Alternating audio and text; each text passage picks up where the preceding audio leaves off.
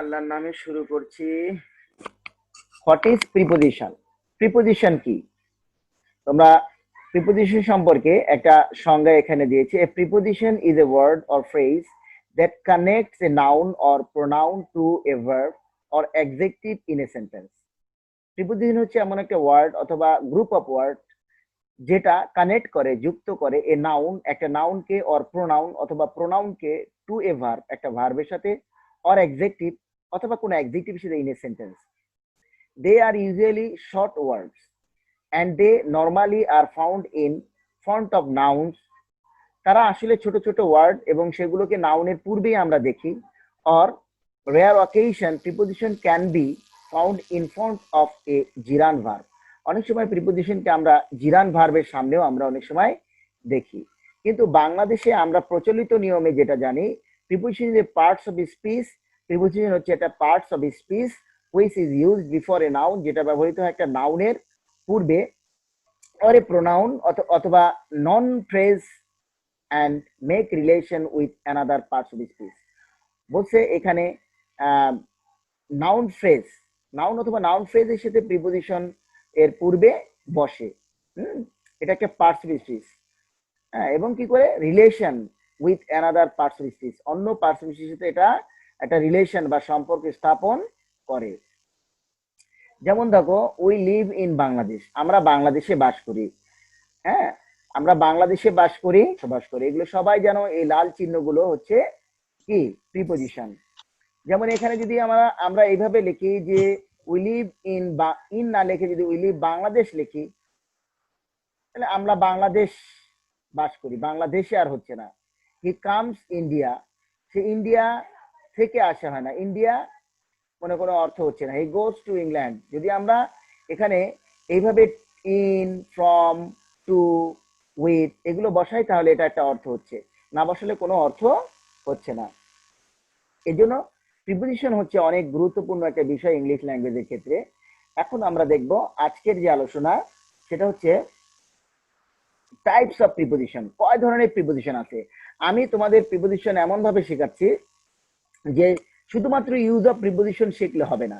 তোমাদের ইউনিভার্সিটিতে এরপরেই কিন্তু তোমাদের ইউনিভার্সিটি অ্যাডমিশন, ম্যাক্সিমাম ছেলে মেয়েগুলো ইউনিভার্সিটিতে ইংলিশে রেজাল্ট খারাপ করার কারণে তারা কিন্তু ভর্তি হতে পারে না, ব্যর্থ হয়। এর জন্য আমি এই প্রিপোজিশনটা একটু বিস্তৃত আলোচনা করছি। যেমন ধরো এখানে দেখো, দেয়ার আর 5 টাইপস অফ প্রিপোজিশন। প্রিপোজিশন হচ্ছে 5 প্রকার। একটা হচ্ছে simple preposition, double preposition, compound preposition, participle preposition, phrasal preposition. এখন তুমি দেখো সিম্পল প্রিপোজিশন কি? অন, ইন, আন্ডার, বাই, এগুলো হচ্ছে সিম্পল প্রিপোজিশন। ডাবল প্রিপোজিশন কি? Out of, inside of. Compound preposition কি? বিকজ অফ, উইং টু, এগুলোকে বলা হয় কম্পাউন্ড প্রিপোজিশন। পার্টিসিপাল প্রিপোজিশন কি? During, respected. তারপরে ফ্রেজাল প্রিপোজিশন কি? With money, from Dhaka. দেখো এই প্রিপোজিশন গুলো আমরা আরেকটু আলোচনা। For example of simple preposition in sentence, একটা সেন্টেন্সে সিম্পল প্রিপোজিশন কিভাবে ব্যবহৃত হয়।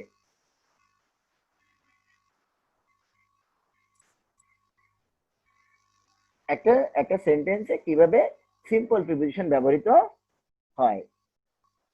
যেমন ধরো আমরা একটা উদাহরণ দেখি। Is that a cat sleeping on your car? তোমার গাড়ির উপর কি একটা বিড়াল ঘুমাচ্ছে? এখন দেখো, meet me at the library, আমার সাথে লাইব্রেরিতে সাক্ষাৎ করো। এই দেখো অন, অ্যাট, এগুলো কিন্তু সিঙ্গেল, এই জন্য এগুলোকে আমরা সিম্পল প্রিপোজিশন বলতেছি।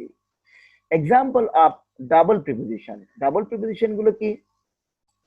The dog jump, the dog jump out of the moving car. এখানে দেখো আউট এবং অফ দুইটা প্রিপোজিশন একত্রিত হয়ে একটা অর্থ প্রকাশ করতেছে, এই জন্য এই প্রিপোজিশনটার নাম কি? Double preposition. তারপরে কি? The child hide inside of the cabinet. এখানে দেখো ইনসাইড অফ, এই ইনসাইড দেখছো একটা প্রিপোজিশন অফ একটা প্রিপোজিশন। তোমাদের এই পরবর্তীটা দেখো যে example of compound preposition. Compound preposition উদাহরণটা কি? দেখো the dog is in, the dog is in front of the car. এই যে ইন ফ্রন্ট অফ, এই ইন ফ্রন্ট অফ হচ্ছে কম্পাউন্ড প্রিপোজিশন। এটা কম্পাউন্ড প্রিপোজিশন হওয়ার কারণটা কি? এটা কম্পাউন্ড প্রিপোজিশন হওয়ার কারণ হচ্ছে, তুমি খেয়াল করো যে আমরা আগের আগের একটা আগের ইস্যু চলে যাই, ওইটা দেখো যে এটা কম্পাউন্ড প্রিপোজিশন হওয়ার কারণ হলো, এখানে দেখো ইন আছে, আবার ফ্রন্ট আছে, আবার অফ আছে। দুইটা প্রিপোজিশনের মধ্যে একটা আবার নন প্রিপোজিশনাল ওয়ার্ড। এই ফ্রন্টটা কিন্তু কোনো প্রিপোজিশন না। তুমি খেয়াল করো ডাবল প্রিপোজিশনে কিন্তু দুইটা প্রিপোজিশন পাশাপাশি বসে কি হয়েছে, একটা প্রিপোজিশন হয়েছে, এখানে ডাবল প্রিপোজিশন। আর কম্পাউন্ড প্রিপোজিশনটা হচ্ছে যে শুধুমাত্র প্রিপোজিশন প্রিপোজিশন মিলে যে প্রিপোজিশন হয় সেটা কিন্তু কম্পাউন্ড প্রিপোজিশন না। কম্পাউন্ড প্রিপোজিশন হচ্ছে এমন প্রিপোজিশন যেখানে প্রিপোজিশনের সাথে নন প্রিপোজিশনাল ওয়ার্ড থাকবে। আচ্ছা, তোমরা কি বুঝতে পেরেছো লেকচারটা? আরেকটা উদাহরণ দেখো যে they could not win in spite of playing well. তারা ভালো খেলার পরেও তারা জিততে পারেনি। তোমরা একটা জিনিস খেয়াল করে দেখো যে ইন আবার স্পাইট আবার অফ, এই যে ইনটা একটা প্রিপোজিশন, অফটা একটা প্রিপোজিশন, কিন্তু স্পাইটটা কিন্তু একটা প্রিপোজিশন না। দেখো এই যে কতগুলো দুটা প্রিপোজিশন এবং একটা নন প্রিপোজিশনাল ওয়ার্ড মিলে কি হয়েছে, একটা কম্পাউন্ড প্রিপোজিশন হয়েছে। কেন তোমাদেরকে এটা শেখাচ্ছি? দেখো এটা কখনো স্কুল কলেজ বিভিন্ন জায়গায় কিন্তু এইভাবে আলোচনা করা হয় না, কিন্তু আমি তোমাদের আলোচনা করতেছি এই কারণে যে তোমাদের যখন ইউনিভার্সিটিতে পরীক্ষা দিবা, তোমাদের কিন্তু বলবে যে যে ইয়ের ডাবল প্রিপোজিশনের কোনটা বের করো, তারপরে কম্পাউন্ড প্রিপোজিশন কোনটা বের করো। ওই তিনটা থেকে কিন্তু তোমার যাচাই করে বের করতে হবে। যে কারণে তোমার আজকের ক্লাসটা অত্যন্ত ফ্রুটফুল ফর ইউ, বিকজ আমি কিন্তু এখানে তোমাকে ব্যাখ্যা করে দিচ্ছি যে ডাবল প্রিপোজিশন কি আবার কম্পাউন্ড প্রিপোজিশন কি। তোমরা এটা একটু পড়ো নিজেরা, দেখো কি বলছে এখানে, রিডিংটা পড়ো।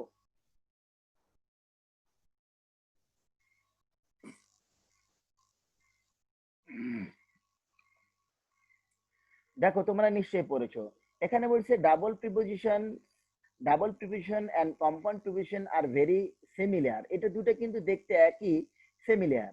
Both are two words phrase, এটা কিন্তু দুটো ওয়ার্ড নিয়ে একটা ফ্রেজ হয়েছে। The double preposition is form through the conjunction of two simple preposition. তার মানে ডাবল প্রিপোজিশন দুইটা সিম্পল প্রিপোজিশন দিয়ে গঠিত, whereas যেখানে the compound preposition is form through the conjunction of a non prepositional word, যেখানে কোনো একটা প্রিপোজিশনাল ওয়ার্ড থাকবে না এন্ড এ সিম্পল প্রিপোজিশন। তাহলে সিম্পল প্রিপোজিশন এবং নন প্রিপোজিশনাল ওয়ার্ড দিয়ে কি হয়, একটা কম্পাউন্ড প্রিপোজিশন হয়। উদাহরণস্বরূপ তোমরা খেয়াল করো আরো কিছু কম্পাউন্ড প্রিপোজিশন, যেমন অ্যাকর্ডিং টু। তোমরা এই অ্যাকর্ডিং টুর সাথে তোমরা পরিচয় আছো, এই অ্যাকর্ডিং টু মিলে কিন্তু একটা প্রিপোজিশন হয়েছে, বাট এটা একটা কম্পাউন্ড প্রিপোজিশন। এখন তোমাদের যদি একটা সেন্টেন্স দিয়ে দেয় সেখানে অ্যাকর্ডিং টু মিস্টার কাদের অনুসারে, এই অ্যাকর্ডিং টু থাকলে তোমাদের যদি বলে ফাইন্ড আউট দ্য প্রিপোজিশন, তোমরা যদি শুধু টু লেখো তোমরা আন্ডা পাবা, জিরো পাবা। কিন্তু তোমার এখানে লিখতে হবে অ্যাকর্ডিং টু, এবং তোমাদের বলবে why according to, what types of preposition here. Into according কথাটা কিন্তু তোমার কোনো প্রিপোজিশন না।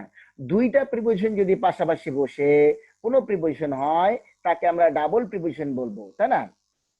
কিন্তু যদি দেখি একটা নন প্রিপোজিশনাল ওয়ার্ড কোনো প্রিপোজিশনের ভিতরে চলে আসে কিন্তু একটা মিনিং প্রকাশ, যেমন অ্যাকর্ডিং টু মানে অনুসারে বা মতে, হ্যাঁ।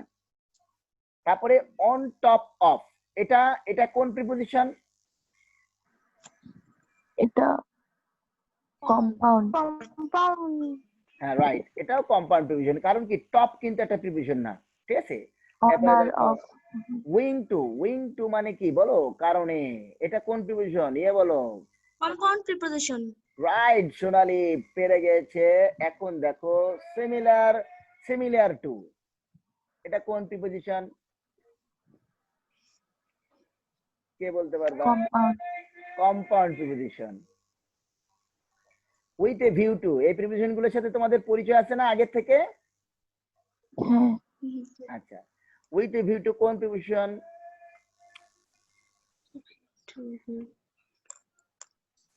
Compound. In front of, Compound. এটা ডাবল এটা না না এটা কম্পাউন্ড compound because of এটাও Compound preposition. compound because একটা conjunction আর of একটা preposition at the time of compound Compound. compound in case of compound MCQ টাইপের এখান থেকে তোমাদের পরীক্ষা নেব, হ্যাঁ এমসিকিউ টাইপের কোশ্চেন, ঠিক আছে? আচ্ছা নেক্সট ওকে স্যার আমরা ক্লাস নিচ্ছি টাইপস অফ প্রিপোজিশন। আমরা ইউজ অফ প্রিপোজিশন কিন্তু আমরা নেক্সট ক্লাসে আমরা শিখবো, কিন্তু আজকে আমরা শিখতেছি কি টাইপস অফ প্রিপোজিশন। দেখো আরেকটা প্রিপোজিশন আমরা জানছি, সেটা হচ্ছে participle preposition. A participle preposition have ending with ending such as ED and ING. তাহলে পার্টিসিপাল প্রিপোজিশন শেষ হয় কি দিয়ে? ইডি দিয়ে অথবা আইএনজি দিয়ে শেষ হয়। ing দিয়ে। Some of the most common example are দেখো swimming, swimming না, assuming, considering, during, given, provided, regarding, respected। এই ওয়ার্ড গুলো তোমাদের যদি কোনো সেন্টেন্সের মধ্যে থাকে তুমি দেখে বলবা কি এটা পার্টিসিপাল। কিন্তু তুমি যদি এই নিয়মটা জানো যে না পার্টিসিপালও কখনো কখনো প্রিপোজিশন হয়, তোমার ওখানে একটা অপশন থাকলো যেমন যে during summer we went to village.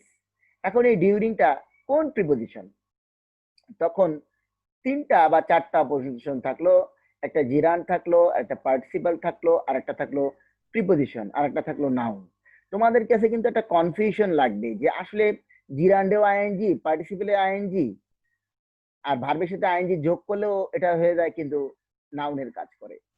কিন্তু তখন তোমরা যারা এই ক্লাসটা করেছো তাদের কাছে কি সহজেই বোঝা যাবে না যে এই যে ডিউরিংটা এটা একটা কি প্রিপোজিশন? পার্টিসিপাল। Participle preposition. আর যদি বলে যদি প্রিপোজিশন থাকলে এটা একটা প্রিপোজিশন, আন্ডারস্ট্যান্ড? এটা কিন্তু জিরান্ট না, এটা কিন্তু পার্টিসিপাল না, এটা কিন্তু তোমার নাউন না, এটা একটা প্রিপোজিশন। রিগার্ডিং, ওকে? দেখো the boy the baby ক্রাইস during the day and sometime at night. শিশুটি কাটে দিনের বেলায় অথবা মাঝে মাঝে রাতে। একটা দেখো all the children were in the classroom including the teacher. এই যে ইনক্লুডিং, তোমার ইনক্লুডিং এর নিচে ডাক দেওয়া থাকলে এখন তুমি কি বলবা? এটাকে না জিরান বলবা, না পার্টিসিপাল বলবা, না প্রিপোজিশন বলবা? বলো। Preposition.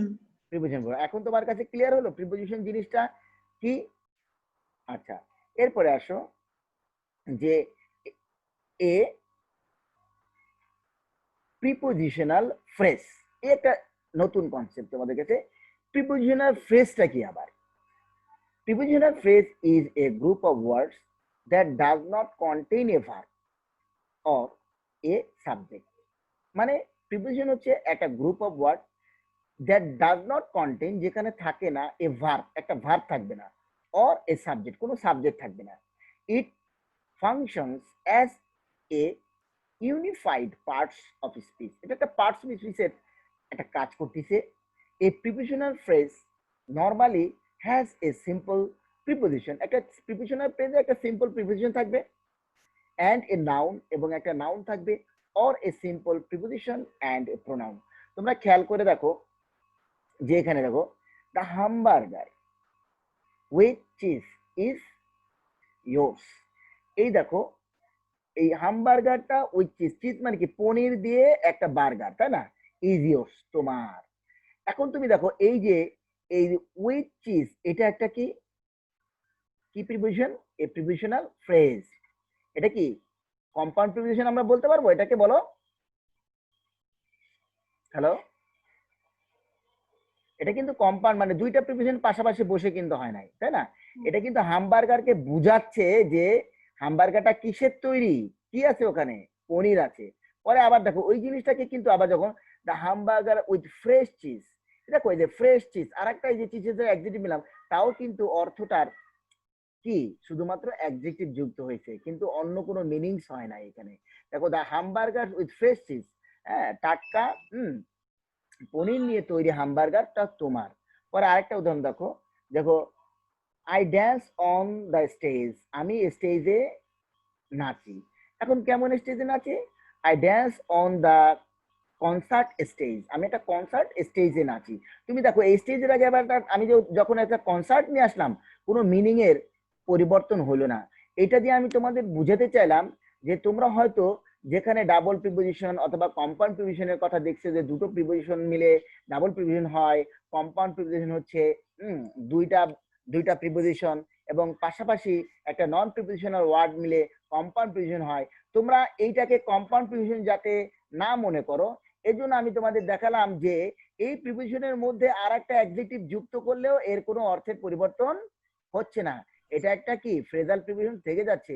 কিন্তু যেটা তোমরা কম্পাউন্ড প্রিপোজিশন মনে করো, যেমন কম্পাউন্ড প্রিপোজিশনের কথা আমরা তোমাদেরকে অবশ্য বলেছিলাম, কি কেউ কি বলতে পারবা এখন একটা উদাহরণ কম্পাউন্ড প্রিপোজিশনের? কে বলতে পারবা? According to. অ্যাকর্ডিং টু একটা কম্পাউন্ড প্রিপোজিশন। তো এই অ্যাকর্ডিং টু ভিতরে কি অন্য কোনো ওয়ার্ড যদি আমি ঢুকাই দেই, তাহলে কি ওর অর্থটা কি পরিবর্তন হয়ে যাবে না? ওটা কি ঠিক থাকবে বাক্য? কথা বলছো না কেন? অ্যাকর্ডিং টু হ্যাঁ স্যার, ওটার মিনিং মাঝখানে চেঞ্জ দিলাম। হয়ে যাবে। একটু মতামত জানতে চাচ্ছি যে আজকের ক্লাস নিয়ে তোমাদের মতামত বলো। ফারিয়া বলো, তো তুমি ফারিয়া আছো, বলো আজকের ক্লাসটা তোমার কেমন লাগলো? কিছু বুঝছো? নতুন কিছু শিখতে পেরেছো? হ্যাঁ, ভালো লাগছে। আবিরা বলো, আজকের ক্লাসে কি নতুন কিছু শিখতে পেরেছো? আবিরা মানে কি? খাবার বলো তোমার নাম। স্যার, অনন্যা। অনন্যা, হ্যাঁ হ্যাঁ বলো অনন্যা হ্যাঁ বলো। স্যার, আজকে প্রিপোজিশন সম্পর্কে আসলে নতুন কিছু শিখছি। এতদিন তো প্রিপোজিশনের এতগুলা পার্টস আছে, এগুলো জানতাম না। জানতে না।